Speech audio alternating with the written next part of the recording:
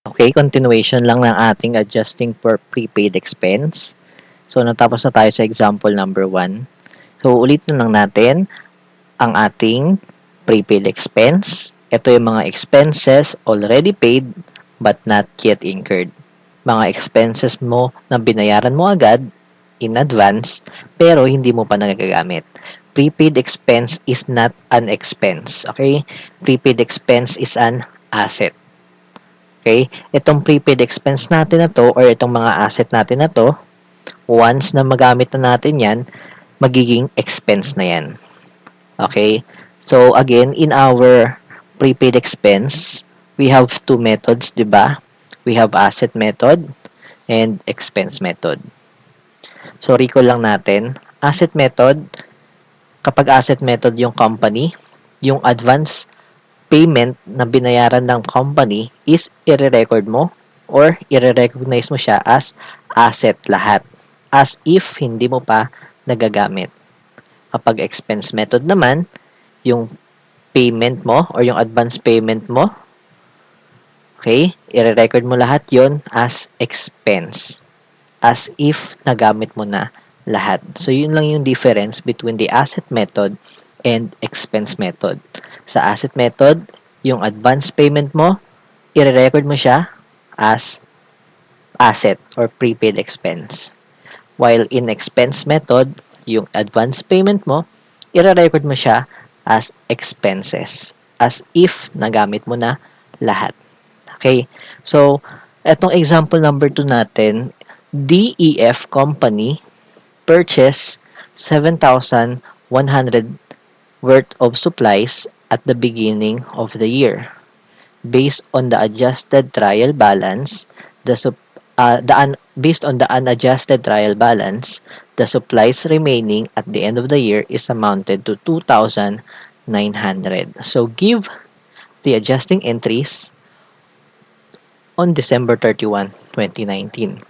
So, yung pinapahanap sa atin is yung adjusting entries on December 31, 2019. Now, ano bang meron dito sa ating example number 2? Ang sabi kasi dito, yung DEF company daw, at the beginning of the year, bumili daw sila ng supplies. 7,100 worth of supplies. Okay? And based doon sa ating unadjusted trial balance, yung supplies na natitira na lang daw or yung supplies remaining na lang natin at the end of the year is amounted to 2,900. So, itong 7,100 natin na supplies at the beginning of the year, may portion dito na nagamit na. Okay? So, kailangan natin makompute kung magkano yung nagamit na. So, ano naman ibig sabihin ng supplies remaining? Ibig sabihin, yung supplies na natitira na lang daw is 2,900. So, compute natin.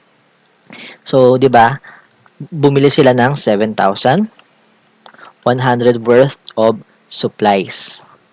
Now, ang sabi dito, yung nagamit na ay yung supplies remaining or natitira na lang daw is 2,900.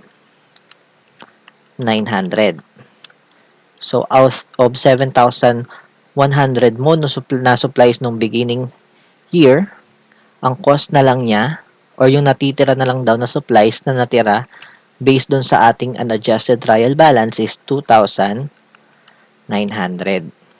Now, so ito, ano to? Itong 2,900, ano to? Used or unused? Ang answer is, ito yung unused. Okay? Kasi nga, yung supplies remaining, ang natitira na lang daw na supplies at the end of the year is 2,900. So, ibig sabihin, magkano na yung nakuha natin or yung nagamit na natin. So, 7,100 minus remaining supplies or hindi pa natin nagagamit ng supplies na 2,900. So, magkano na yung nagamit natin? 4,200. Okay? So, ibig sabihin, nung beginning year, yung supplies mo na 7,100 ay naging 2,900 na lang at the end of the year kasi nga may nagamit ka na 4,200. So, itong 4,200, yan na yung nagamit mo. And yung natira na lang daw is 2,900. So, let's recheck lang muna kung tama ba yung computation natin. Mas maganda na yung sure tayo sa sagot. 7,100 minus 2,900.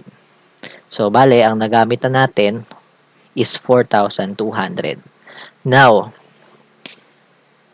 so dito, ang pinapagawa sa atin is adjusting entries at the end of the year. Now, itong gagawin natin na to, ipapakita natin kung paano ginagawa yung entry kapag asset method at paano naman ginagawa yung entry kapag expense method. 'Di ba sabi natin, unahin muna natin yung asset method.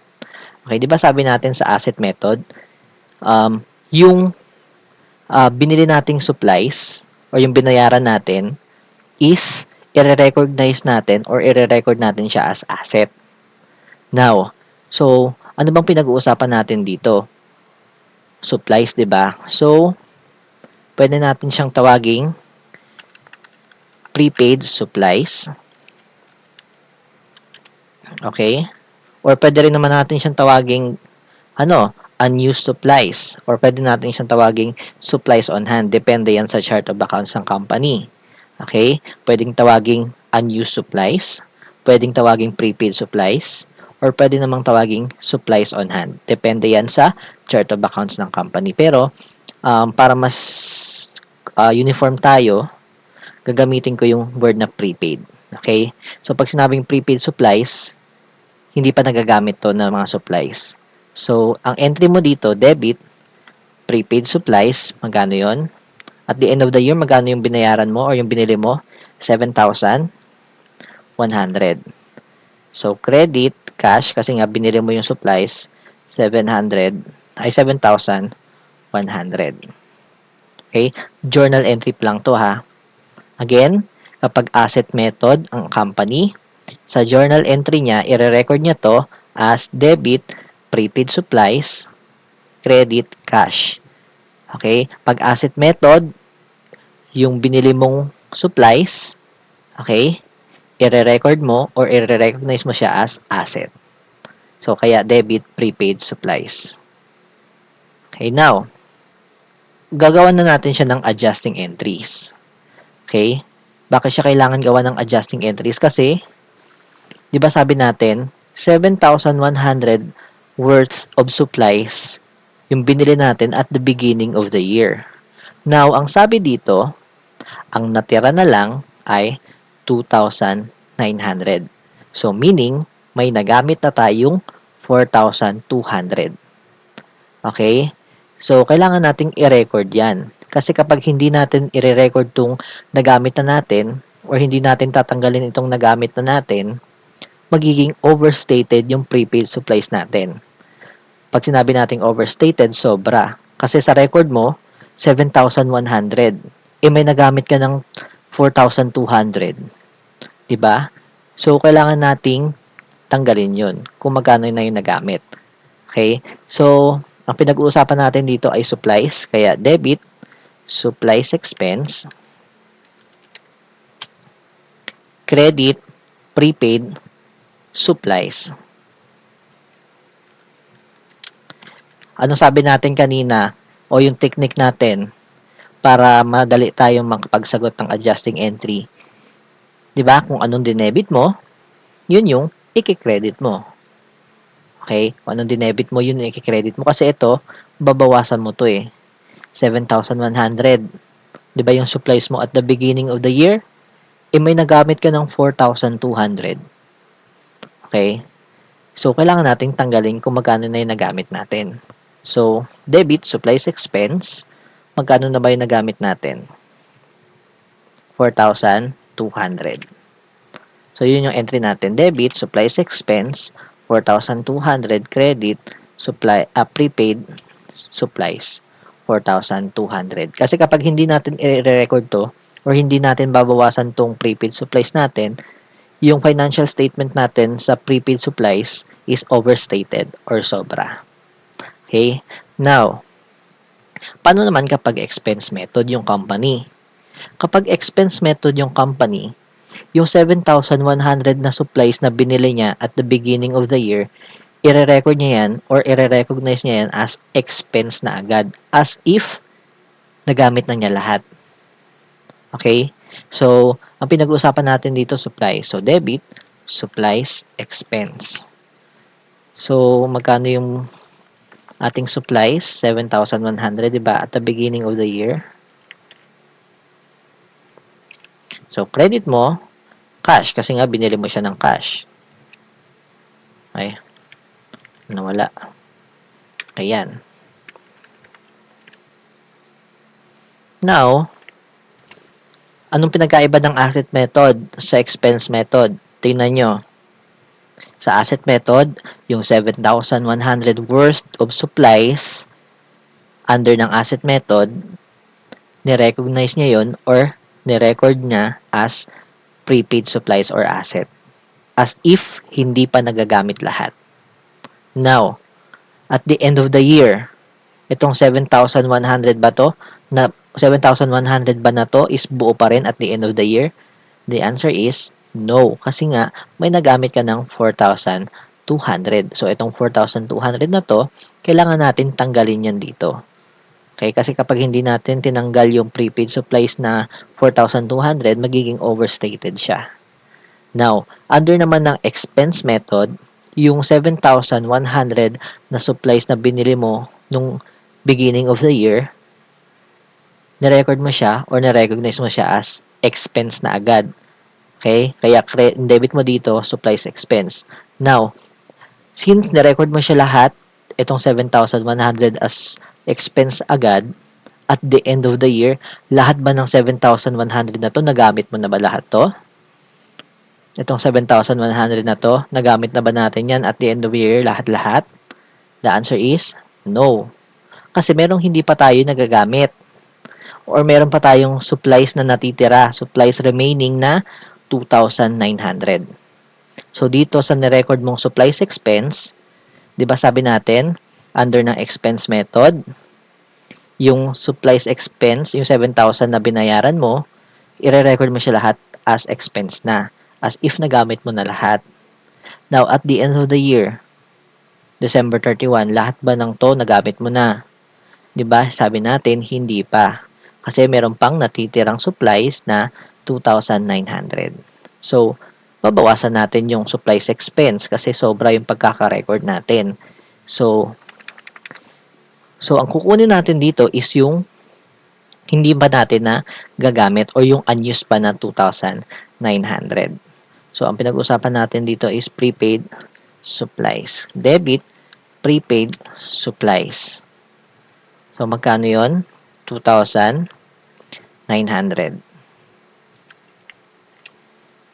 Okay. Tapos, credit, supplies expense. Bumaba na siya.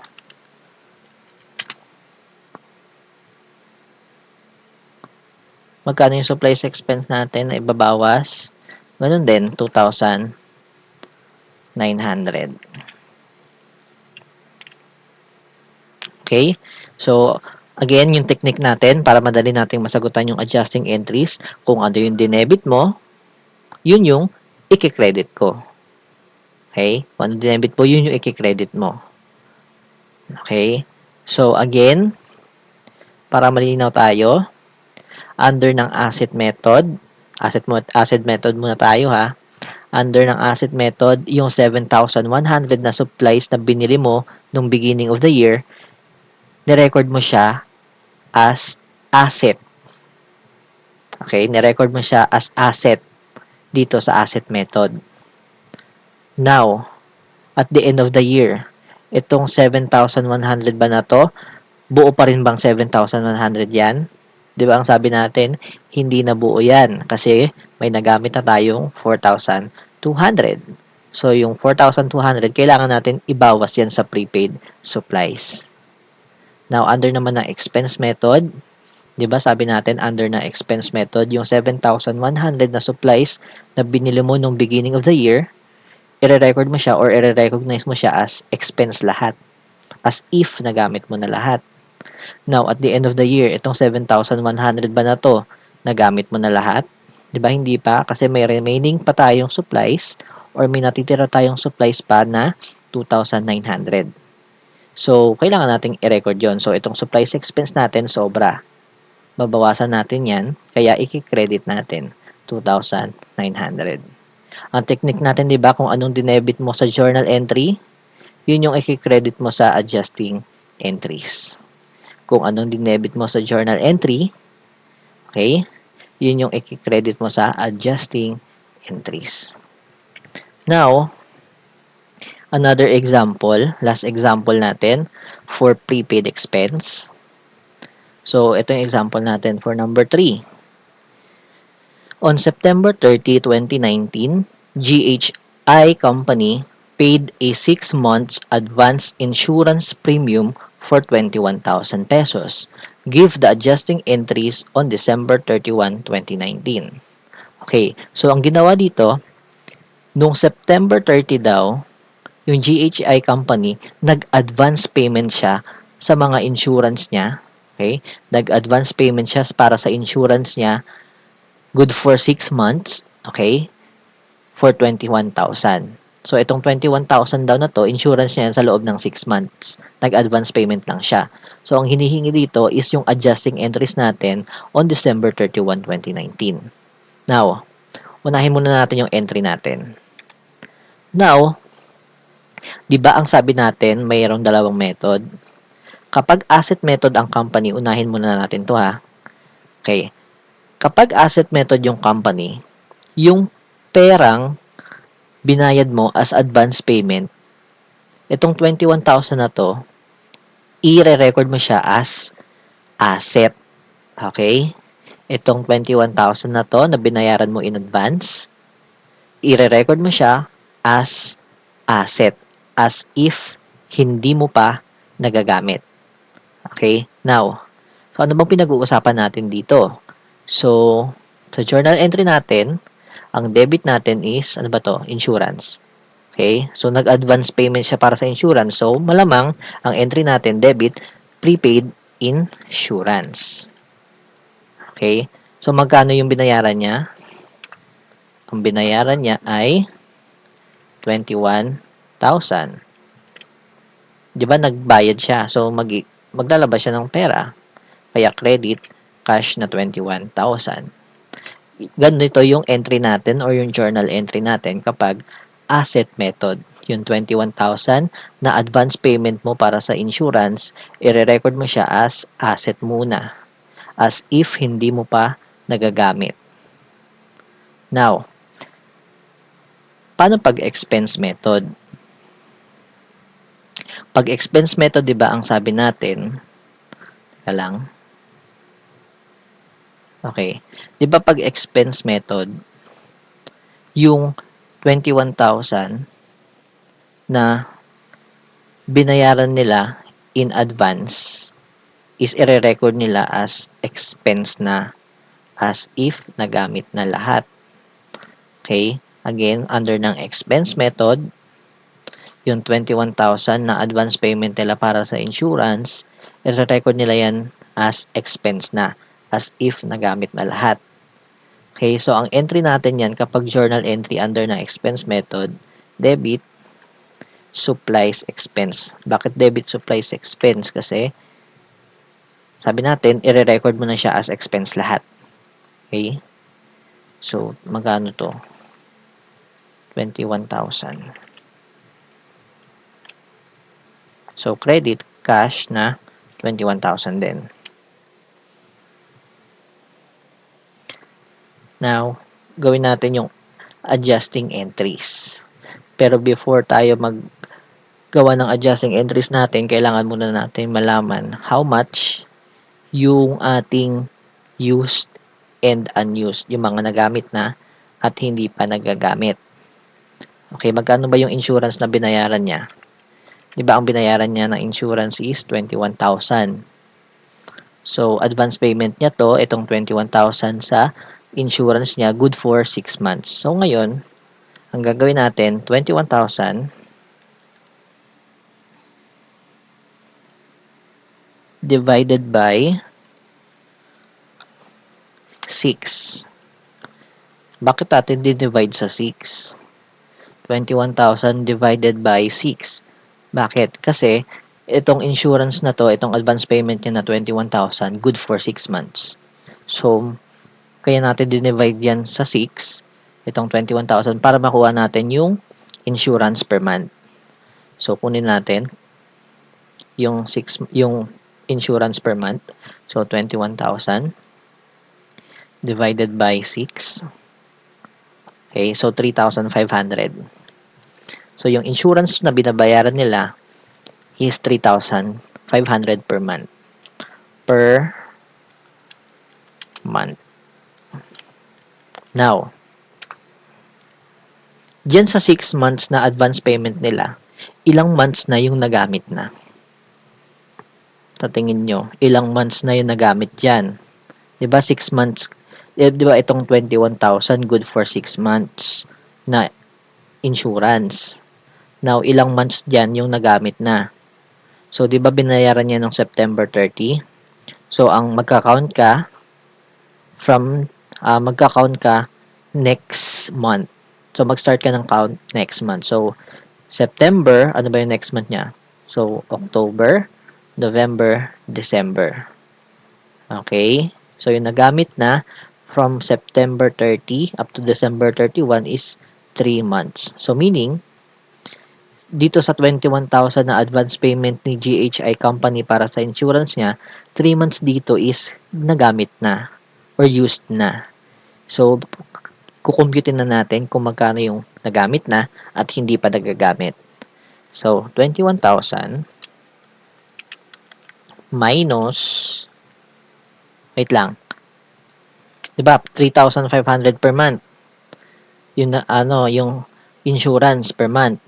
Now, ita-times natin yan kung magkano na yung nagamit natin. Times 3. Bakit times 3? Kasi, nagamit na natin yung 3 months, October, November, December. So, 3,500 times 3, 10,500. So, anong ibig sabihin na itong 10,500 na to? Ang ibig sabihin yan,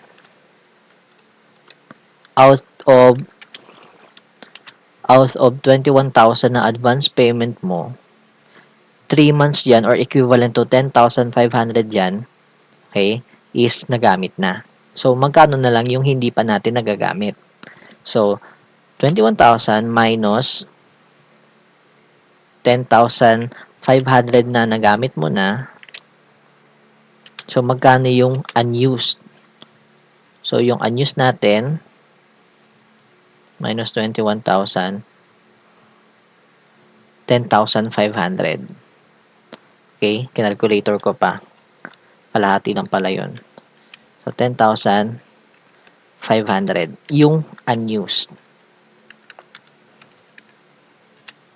Okay, ulitin ko lang. So, di ba dito sa number 3 natin, yung GHI Company, nag-advance payment siya para sa insurance niya, good for 6 months, worth 21,000. Now, dito sa 21,000 na to, di ba good for 6 months yan? Ilang months na yung nagamit? Di ba September 30 sila nagbayad? So, ang count niyan is, mag-start ka next month. So, October, November, December. So, 3 months na dito sa 21,000 natin yung gamit na or equivalent to 10,500. Paano natin na-compute yan? So, yung 21,000 natin, i-divide natin sa 6 para makuha natin yung insurance per month. Okay? Times 3. Bakit times 3? Kasi, 3 months na natin, 3 months na yung nagamit natin out of 21,000 or equivalent to 10,500. So, para makompute natin yung mga nagamit na at hindi pa nagagamit, so 21,000 minus 10,500 na nagamit na. So, ang sagot, 10,500. So, 10,500 daw ng 21,000 is hindi pa nagagamit or kalahati daw na ito is hindi pa nagagamit. So, gawa na natin siya ng adjusting entries. So, under ng asset method, again, under ng asset method, 'Di ba yung advance payment mo na 21,000, na-record mo siya as asset lahat, as if hindi mo pa nagagamit. Now, at the end of the year, itong 21,000 ba na 'to, buo pa rin ba 'yan at the end of the year? 'Di ba hindi na? Kasi meron ka ng nagamit na 10,500. So, kailangan nating bawasan yung prepaid insurance kasi sobra siya or overstated. So, magkano yung ibabawas natin sa prepaid insurance? Ang ibabawas natin dyan is yung 10,500. Kasi nga, nagamit na natin. Okay? So, debit, ano bang pinag-uusapan natin dito? Insurance. So, debit, insurance, expense. So, magkano na yung nagamit natin? 10,500. Now, credit natin is prepaid insurance. Okay, kasi nga babawasan natin 'to, 'di ba? Ang pag-record natin dito or ni-recognize natin yung 21,000 as asset lahat, as if hindi pa nagagamit. Eh at the end of the year, 'di ba? At the end of the year, itong 21,000 hindi na buo 'yan kasi may nagamit ka ng 10,500. So babawasan natin yung prepaid insurance natin. Kapag babawasan natin 'yan, 'di ba naka-debit siya, i-credit mo siya ngayon. Okay? So, magkano yung ibabawas natin? 10,500. So, yan yung ating adjusting entries for number 3 under ng asset method. Okay? Now, paano naman kapag expense method? 'Di ba sabi natin, pag expense method, yung company, yung 21,000 na advance payment niya para sa insurance, ni-record niya yon as expense lahat, as if nagamit na lahat. Okay, again, under na expense method, yung 21,000 na advance payment ng company para sa insurance niya, na-record niya as expense lahat, as if nagamit na lahat.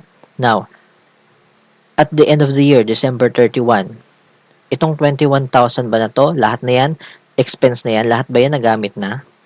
Di ba hindi pa? Okay, so since hindi pa, bakit hindi pa?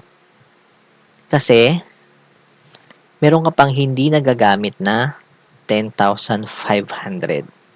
Okay? Kasi ni-record mo yung 21,000. Again, ni-record mo yung 21,000 as expense lahat. As if nagamit mo na lahat. Now, at the end of the year, December 31, lahat ba ito nagamit na? Ang answer is, hindi pa. Kasi meron pa tayong hindi nagagamit na 10,500. So, yung supplies expense natin, sobra. Okay? Na-declare natin as expense na yung kalahati, eh hindi pa nga natin nagagamit. So, babawasan natin yung supplies expense. So, para mabawasan natin yung supplies expense, since naka-debit siya, i-credit mo siya ngayon. So, debit, prepaid insurance, magkano yung hindi pa nagagamit? Your unused, 10,500 din.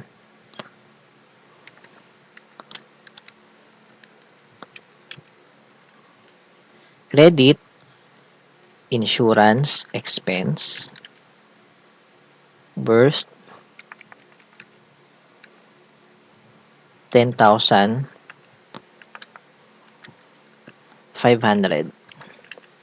Okay? So, ito yung entry natin for asset method and expense method. Again, para madali tayong makasagot sa entry natin or adjusting entries, kung anong dinebit mo, yun yung i-credit mo. Okay? So, yun ang ating example number 3.